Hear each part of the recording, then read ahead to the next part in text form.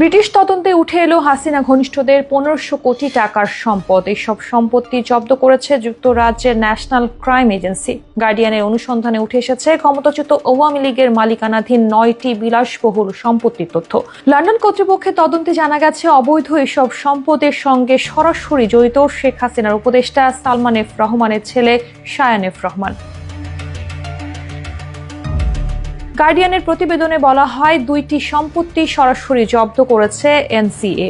প্রথমটি লন্ডনের অভিজাত এলাকা গ্রোভনার স্কয়ারের 17 নম্বর বিল্ডিং এর এক বিলাসবহুল অ্যাপার্টমেন্ট।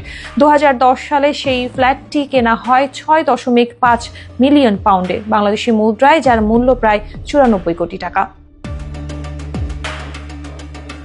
দ্বিতীয় সম্পত্তিটি লন্ডনের গ্রেশাম গার্ডেন্সে একটি বাড়ি, যা 2011 সালে কেনা হয় 1.2 মিলিয়ন পাউন্ডে। এই বাড়িতেই থাকতেন শেখ হাসিনার বোন শেখ রেহানা।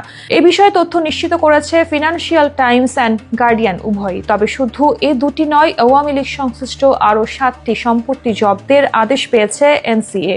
মোট সম্পত্তির মূল্য প্রায় 90 মিলিয়ন পাউন্ড, বাংলাদেশি টাকায় প্রায় 1400 কোটি টাকা। এই সম্পত্তিগুলোর মালিকানা ঘিরে রয়েছে আন্তর্জাতিক দুর্নীতির অভিযোগ। এই বছর গার্ডিয়ান ও ট্রান্সপারেন্সি ইন্টারন্যাশনালের এক যৌথ তদন্তে উঠে আসে 400 মিলিয়ন পাউন্ডের মালিকানার তথ্য। শেখ হাসিনার মিত্রদের মধ্যে এসব সম্পত্তির মালিক হিসেবে উঠে আসে শায়ান এফ রহমান ও তার ভাইয়ের নাম। তাদের বিরুদ্ধে উত্থাপিত হয় অর্থ পাচার ও দুর্নীতির অভিযোগ।